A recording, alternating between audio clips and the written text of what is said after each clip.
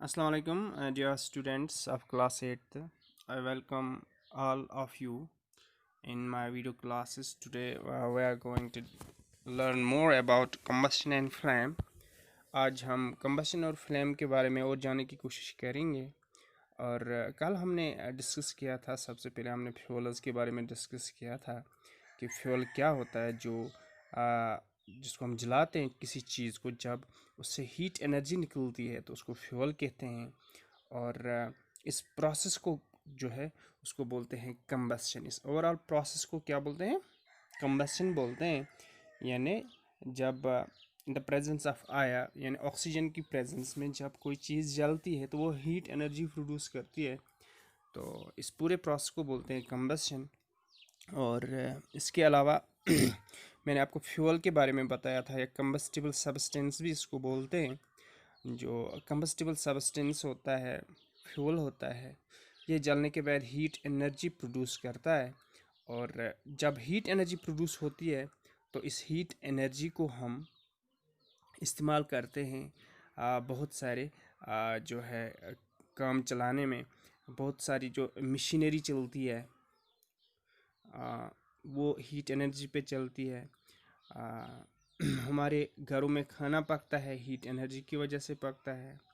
इसके अलावा गाड़ियाँ चलती हैं, वो भी जो है फ्यूल की जब कंबस्शन होती है तो कंबस्शन के बाद वहाँ से जो है एनर्जी फराम होती है गाड़ी की मशीनरी को, और वो चल पाती है। और जब तक गाड़ी में फ्यूल होता है गाड़ी चलती है। अगर फ्यूल ख़त्म हो जाता है तो गाड़ी रुक जाती है। क्योंकि जिस तरह हम खाना खाते हैं और खाना खाने के बाद जो है हमें लगता है कि हमारे जिस्म में थोड़ी सी एनर्जी बढ़ गई, ठीक इसी तरह जो मशीनरी है, गाड़ियाँ हैं, उनको भी जो है खाने की ज़रूरत पड़ती है, यानी तेल की ज़रूरत पड़ती है। तेल पे ही वो चल सकती हैं। और ये जो हम खाना खाते हैं ये एक किस्म का फ्यूल है, और तेल भी जो है एक किस्म का फ्यूल है। तो आज आप 79 पेज नंबर आपकी किताब का जो है, जिसके बारे में हम कल ने भी डिस्कस किया था, कल भी, तो वहाँ पे एक प्रोसेस है कंबशन का। इसकी डिफिनेशन दी गई है, a chemical process in which a substance readily reacts with oxygen to give off heat is called combustion। तो ये डिफिनेशन है, अगर आपको एग्ज़ाम में आएगी तो आप व्हाट इज़ कम्बशन या डिफाइंड कम्बशन, तो आप जो है आपके लिए ज़रूरी बनता है कि ये डिफिनेशन आप याद करें, और जो है फिर एग्ज़ाम में आपके काम आएगी। इसके अलावा फ्यूल जो होता है, fuel any combustible substance which burns to provide energy is called fuel. Fuel जो होता है, जब कोई चीज़ कम्बस्टिबल सब्सटेंस जो होती है वो जल जाती है और वहाँ से एनर्जी जो है निकलती है, उस चीज़ को फ्यूल कहते हैं। जैसे फूड हम खाते हैं, फूड खाने के बाद हमारे जिस्म को एनर्जी मिलती है, इसकी कंबशन होती है हमारे जिस्म में, और जो है तब जाके हमें रेस्पिरेशन के दौरान एनर्जी मिलती है, और इस प्रोसेस को बोलते हैं कंबशन। और फूड जो है ये एक किस्म का फ्यूल है। आज हम नेक्स्ट पेज पे जाते हैं, पेज नंबर 80। और यहाँ पे जो है एक टेबल दिया गया है, टेबल 7.1, और इसमें कुछ मटेरियल्स दिए हैं। 3 कॉलम्स हैं, और पहले कॉलम में मटेरियल्स के नीचे आप देखोगे wood, paper, iron nails, kerosene oil, stone piece, citra, charcoal, mastics, glass.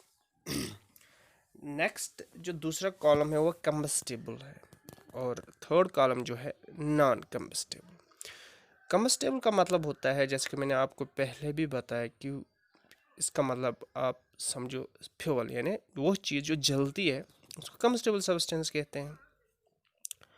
और यहाँ पे वुड जो है अगर जलती है तो आपको कंबस्टेबल सब्सटेंस में इसको रखना है और टिक देना है कंबस्टेबल सब्सटेंस के नीचे।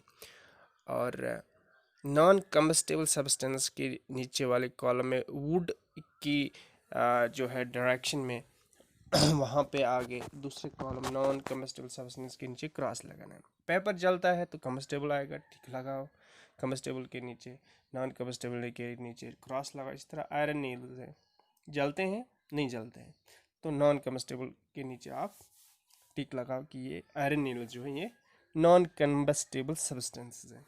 तो केरोसिन ऑयल जलता है, स्टोन पीस नहीं जलता है, स्ट्रा, चारकोल, मैचस्टिक, ग्लास। और इसको आप खुद ही जो है इन चीज़ों को आइडेंटिफाई कर सकते हो कि ये जलते हैं नहीं जलते हैं। अगर जलते हैं तो कम्बस्टेबल के नीचे टिक लगाना है मटेरियल के आगे, और अगर नहीं जलता है तो कम्बस्टेबल के नीचे मटेरियल के आगे क्रॉस लगाना है, और नॉन कम्बस्टेबल सब्सटेंस के जो है नीचे टिक लगाना है मटेरियल के आगे।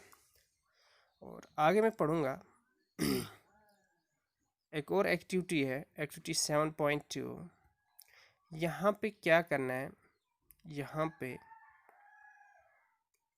आपको एक कैंडल लेना है टेबल पे, और उसके ऊपर जो है गिलास की चिमनी रखनी है। गिलास की चिमनी मतलब वो हॉलो गिलास होता है, दोनों साइड से ओपन होता है, और ताकि जो हवा जो है वो गिलास की चिमनी से इसमें दाखिल हो सके। ऊपर ए में आप देख सकते हो जो कैंडल है, जो शमा है वो जल जाती है, बी में बुझ जाती है, और सी में भी बुझ जाती है। Observe what happens to the flame. Now remove the blocks and let the chimney rest on the table. Again observe the flame. Finally put a glass plate over the chimney. Watch the flame again. What happens in these three cases? Does the flame flicker off? Does it flicker and give smoke? Does it burn unaffected? Can you infer anything at all about the role played by air in the process of burning? We find that the combustion of air is necessary. For combustion, air is necessary. The candle burns freely in case A. When air can enter the chimney from below. The in case B. When air does not enter the chimney from below, the flame flickers and produces smoke. In case C, the flame finally goes off because air is not available. We have read that the sun produces its own heat and light. Is it also some kind of combustion? In the sun, heat and light are produced by nuclear reactions. You will learn about this process in higher classes. तो हम combustion पढ़ रहे हैं, तो combustion में हम एक candle की मिसाल लेते हैं। तो कैंडल को जो है जो ए पार्ट है वहाँ पे आप देख सकते हो ऊपर पेज नंबर 80 पे, वहाँ पे जो हॉलो गिलास है उसको रखा है थोड़ा ऊंचाई पे, नीचे से भी हवा आती है ऊपर से भी हवा आती है, और जो कैंडल है वो आराम से जल जाती है। सेकंड केस में बी वाले में आप देखोगे जो कैंडल है उसको रखा गया है ब्लॉक के ऊपर, और जो नीचे से जो जहाँ से एयर आता था अब उसको बंद किया गया, अब ऊपर से एयर आता है। तो सेकंड केस में जो है धुआं निकलता है, और थर्ड केस में दोनों साइड से बंद किया गया है एयर की सप्लाई, और जो शमा है जो कैंडल है वो स्टॉप हो गई है, जो है वो अब नहीं जलती है। इसकी वजह क्या है? इसकी वजह जो है यही है कि एयर की प्रेजेंस में शमा जब दोनों साइड से दोनों डायरेक्शन से ऊपर से नीचे से एयर आती है तो शमा जो कैंडल होती है वो आराम से जल जाती है। और सेकंड केस में एक ही साइड से एयर आती है तो जलती है लेकिन धुआं बहुत ज़्यादा निकलता है। और थर्ड केस में जो है दोनों साइड से एयर की सप्लाई बंद की गई है और एयर जो है एयर की सप्लाई स्टॉप की गई है, और शमा जो कैंडल है वो बुझ जाती है। It stops burning. तो यहाँ से हमें पता चलता है कि किसी भी चीज़ को जलने के लिए हवा की ज़रूरत पड़ती है, ऑक्सीजन की ज़रूरत पड़ती है, and in presence of oxygen complete combustion of the substance takes place. और अब हम क्या काम करते हैं, एक और एक्टिविटी है, Place a piece of burning wood or charcoal on an iron plate or tawa. Cover it with a glass jar or a tumbler or a transparent plastic jar. Observe what happens. Does the charcoal stop burning after some time? Can you think of the reason why it stops burning? You might have heard that when the clothes of a person caught fire, the person is covered with a blanket to extinguish fire. Can you guess why? Now, recall some of your experiences. Does matchstick burn by itself? How does it burn?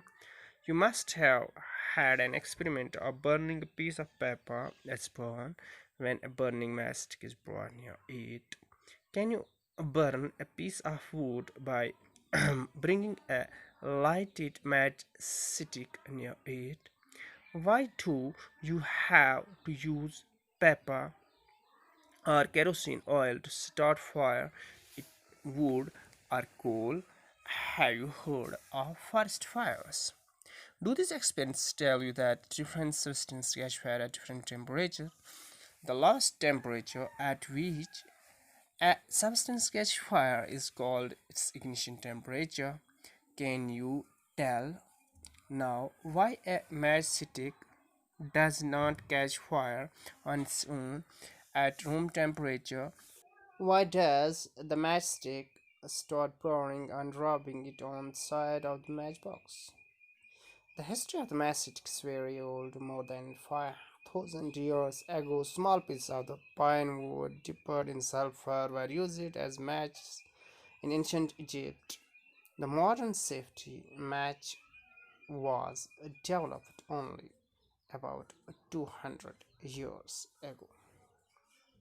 तो ये एक चीज़ पढ़ने के बाद हमें समझ आया कि जो कम्बशन ऑफ सब्सटेंस के लिए एयर का होना बहुत ज़रूरी है। और अगर किसी आदमी के कपड़े जल जाते हैं तो उसका जो बदन है वो जो है उसके ऊपर जो है कम्बल लपेटी जाती है, ताकि जो ऑक्सीजन की सप्लाई है वो बंद हो जाएगी और जो आदमी है वो बच सके। तो इसके अलावा वो सब्सटेंस, किसी भी सब्सटेंस के लिए ज़रूरी है कि वो किस टेम्परेचर पे जो है जल जाता। तो कोई भी सब्सटेंस जो है जिस टेम्परेचर वो फायर कैच करता है, जल जाता है, उसको इग्निशन टेम्परेचर कहते हैं। और ये इग्निशन टेम्परेचर जो है डिफरेंट सब्सटेंसेस का ये डिफरेंट होता है। किसी का लो इग्निशन टेम्परेचर होता है सब्सटेंस का, किसी का हाई इग्निशन टेम्परेचर होता है, और उसी के मुताबिक जो है वो फायर कैच करते हैं। हम जो है फायर को इग्नाइट करते हैं, किसी चीज़ को जलाते हैं, सबसे पहले हम क्या करते हैं काम, हमारे पास मैच स्टिक होती है या लाइटर होता है, तो उससे स्पार्क निकलती है।